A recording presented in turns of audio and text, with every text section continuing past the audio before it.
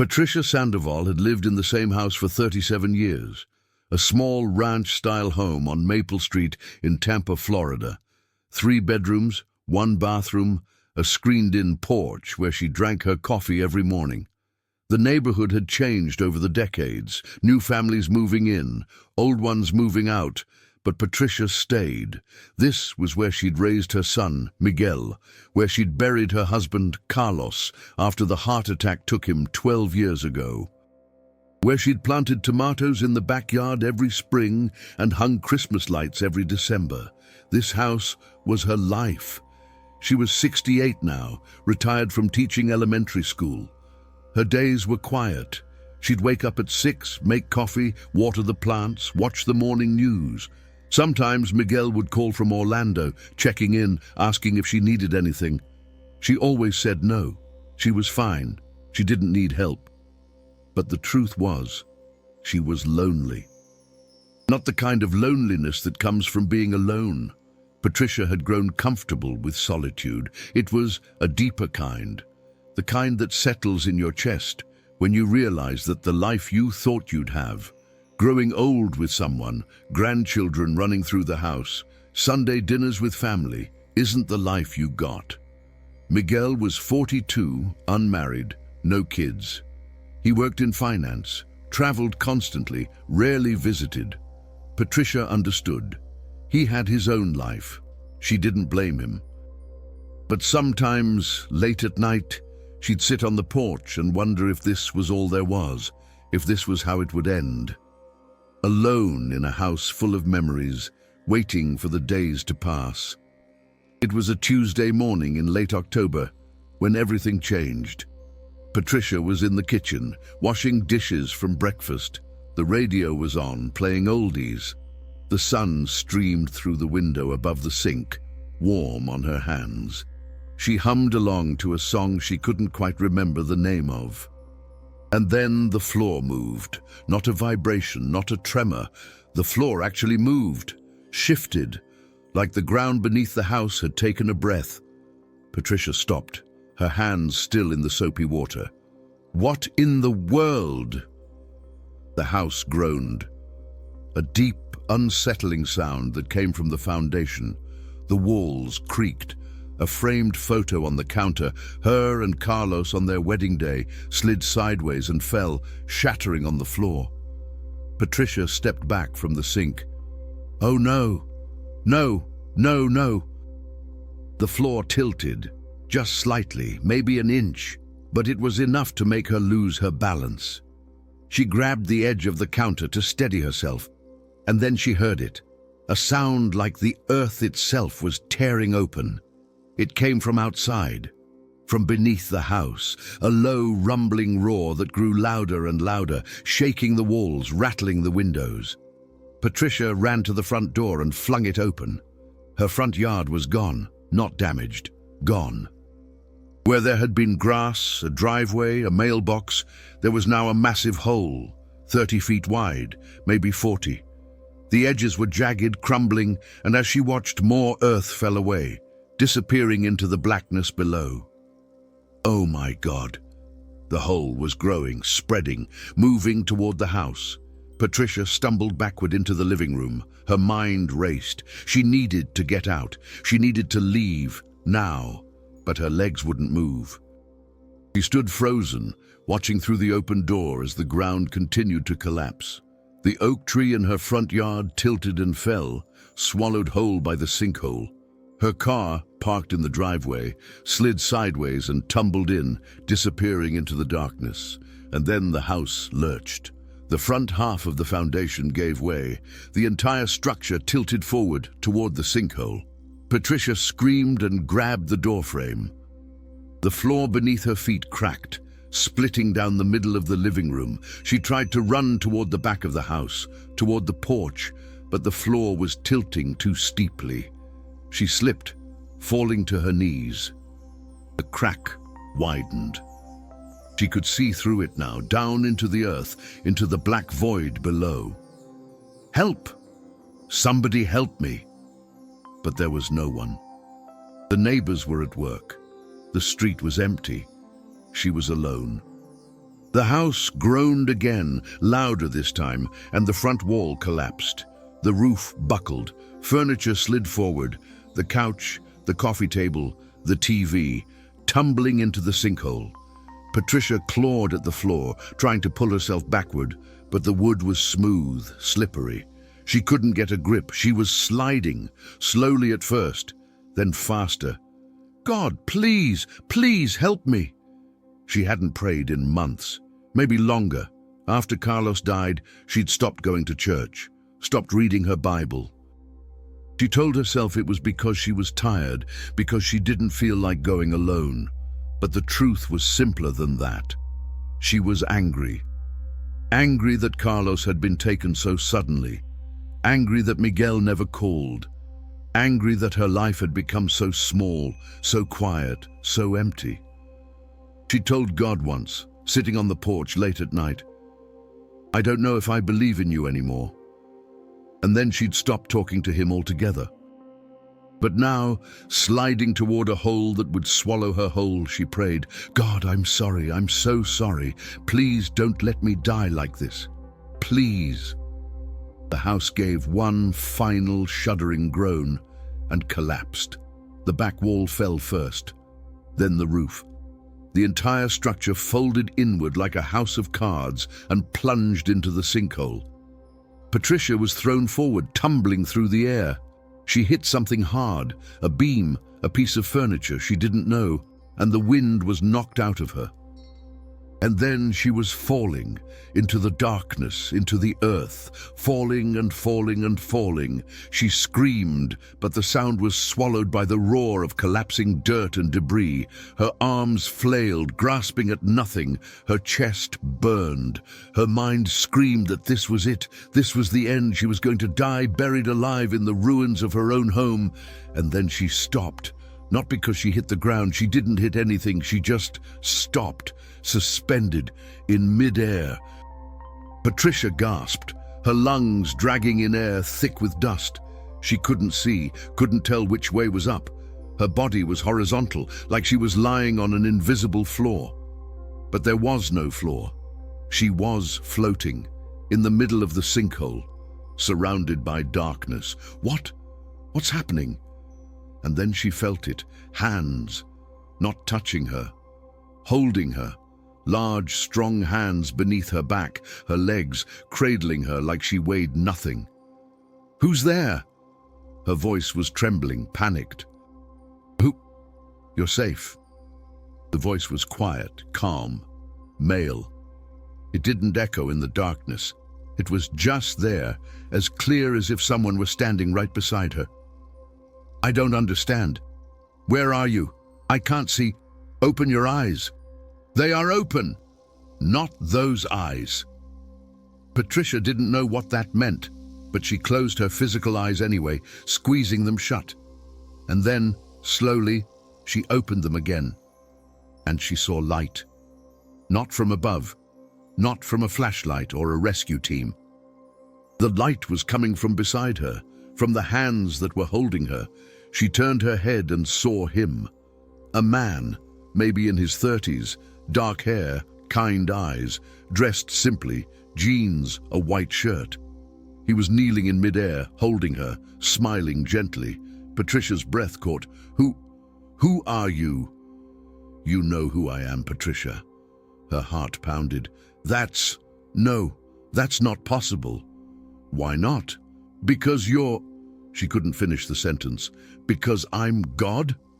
He said it so simply, so kindly. Like he was talking about the weather. "Yes, I am." Patricia stared at him, her mind struggling to process what she was seeing, what she was hearing. "This isn't real. I hit my head. I'm unconscious. I'm dying." "You're not dying, and you didn't hit your head hard enough to imagine this." Jesus, because that's who it was, she knew it in her bones, adjusted his grip slightly, making sure she was secure. "You're exactly where you think you are, falling into a sinkhole, but I caught you." Elias, before we continue, comment where you're listening to this story from. "You caught me?" Patricia's voice was barely a whisper. How is that possible? The same way I caught the sparrow that fell from the tree in your backyard last spring. The same way I catch everyone who falls. I just don't usually show up like this. Why now? Why me? Jesus looked at her with such tenderness it made her chest ache. Because you asked me to. I stopped praying. I stopped going to church. I told you I didn't believe anymore. I know. So why would you save me? Because I love you. That doesn't change based on whether or not you believe in me. Tears filled Patricia's eyes. I've been so angry at you. I know. I blamed you for Carlos dying, for Miguel not calling, for my life being this. Her voice cracked. I felt abandoned, like you stopped caring. Jesus didn't look offended. He didn't look hurt. He just listened, his expression full of compassion. I never stopped caring, Patricia, not for 1 second. Then why did you let Carlos die? Why did you let me spend the last 12 years alone? Why didn't you answer my prayers? I did answer them, just not the way you wanted. That's not good enough. The words came out sharp, angry. You're God. You could have saved him. You could have healed him, but you didn't. You let him die, and you left me alone. Jesus was quiet for a moment. Then he spoke, his voice gentle but firm. Carlos was ready to come home. He was in pain, Patricia, not just physically, emotionally, spiritually. He was tired, and I called him home because it was time. But I wasn't ready. I know, and that's why I stayed with you. Every single day for the last 12 years, I've been with you. I was there when you woke up crying. I was there when you sat on the porch and talked to the empty chair. I was there when you yelled at me, when you told me you were done. I never left. Patricia sobbed, the tears streaming down her face, mixing with the dust on her skin. I didn't feel you, because you stopped looking for me. You were so focused on what you'd lost that you couldn't see what you still had. What did I have? An empty house? A son who doesn't visit? A life that means nothing? A life that means everything. Jesus' voice was firm now, not harsh but strong. You spent 30 years teaching children. Hundreds of kids passed through your classroom. You taught them to read, to think, to be kind. Do you know how many of them still remember you? How many of them are teachers now because of you? Patricia blinked. I don't. 63. 63 of your former students became teachers because you showed them what it looked like to care, to invest, to love. Jesus paused, his eyes never leaving hers. Your life is not meaningless, Patricia. You just forgot how to see it. But I'm alone. No, you're not. You've never been alone. I've been with you every single moment, and so has Carlos. Patricia's breath hitched. What? He's with me now. He's safe. He's whole. And he sees you. He's proud of you. He wants you to know that. How do you... Patricia couldn't finish. The sobs overtook her. Jesus pulled her closer, cradling her like a child, and let her cry. He didn't rush her, didn't tell her to stop. He just held her, suspended in the darkness, and let her grieve. Finally, after what felt like an eternity, Patricia pulled back slightly, wiping her face with shaking hands. I don't know how to keep going. I don't know how to live like this. You don't have to figure it all out right now. You just have to take the next step, and then the next one, and I'll be with you for every single one. But my house is gone. Everything I had is gone. No, everything you had is still here. Jesus placed a hand over her heart. This is what matters, not the house, not the stuff, this. Patricia looked down at his hand, then back up at his face. What do I do now? Now I get you out of here. How? We're in the middle of a sinkhole. There's no way out. Jesus smiled. Watch. He shifted his position, moving so that he was standing, actually standing on nothing. He pulled Patricia up with him, setting her on her feet. She wobbled, instinctively reaching for something to steady herself. but there was nothing except him. I don't understand. How are we standing? There's no ground. You're standing on my word, and my word is solid. Jesus looked up toward where the surface should be, far above them, maybe 50 feet, maybe more. The opening of the sinkhole was a small circle of light in the distance. "Hold on to me," he said. Patricia wrapped her arms around him, and he wrapped one arm around her waist. And then he raised his other hand toward the sky. "Rise." They shot upward, not slowly, not gradually, instantly. Like they'd been launched from a cannon, Patricia screamed, clinging to Jesus as they rocketed through the darkness, past collapsing walls of dirt and debris, past the wreckage of her house, past everything. They broke through the surface and kept going, up into the open air, 10 feet above the ground, 20, 30, and then they stopped, hovering, suspended above the massive sinkhole that had swallowed her home. Patricia looked down. The hole was enormous, a gaping wound in the earth. Her house was completely gone, buried. The entire lot had collapsed. If she'd been inside, "I would have died," she whispered. "But you didn't." Jesus lowered them gently to the ground, setting her down on the grass across the street. Her legs buckled, but he steadied her. "You're alive, and you're not alone." Patricia looked up at him, tears streaming. "I don't know how to thank you." "You don't have to thank me. Just don't forget this moment. Don't forget that I'm with you. Always." "Will I see you again?" Jesus smiled. "You'll see me every time you look for me. In the sunrise, in the kindness of a stranger, in the voice of your son when he calls. I'm everywhere, Patricia. You just have to remember to look." He stepped back, and Patricia reached out, not wanting him to go. "Wait, I don't want to be alone again." "You won't be."